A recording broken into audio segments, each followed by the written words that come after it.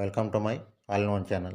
Please like, subscribe and click on bell icon for further notifications. ఈ వీడియోలో 10th class Hindi నిబంధ్ Doordarshan గురించి ఈ వీడియోలో చర్చిద్దాం. దూరదర్శన్ అనేది చాలా ఇంపార్టెంట్ నిబంధ్. 10th క్లాస్ హిందీ నిబంధ్ వచ్చేసి మనకి 10 మార్క్స్.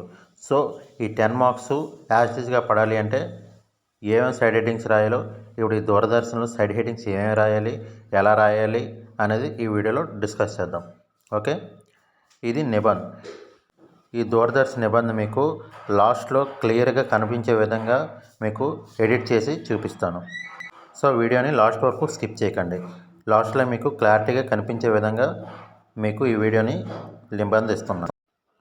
హిందీ నిబంధ్ స్టార్ట్ చేసేటప్పుడు ముందు హెడ్డింగ్ దూరదర్శన్ నిబంధ్ అని పెట్టుకొని అప్పుడు ఫస్ట్ హెడ్డింగ్ ప్రస్తావన్, సెకండ్ది అర్ధ్, థర్డ్ వన్ ఆవిష్కర్ అండ్ ఫోర్త్ వన్ ఉద్దేశ్ అండ్ ఫిఫ్త్ వన్ లాభ్ అంటే లాభాలు అండ్ నెక్స్ట్ వచ్చేసి నష్టాలు, లాస్ట్ వచ్చేసి ఉపసంహార్.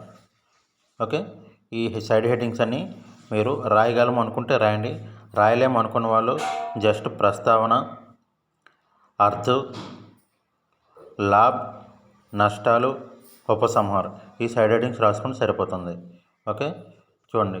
ప్రస్తావనలో ఈ త్రీ పాయింట్స్ రాయాలి.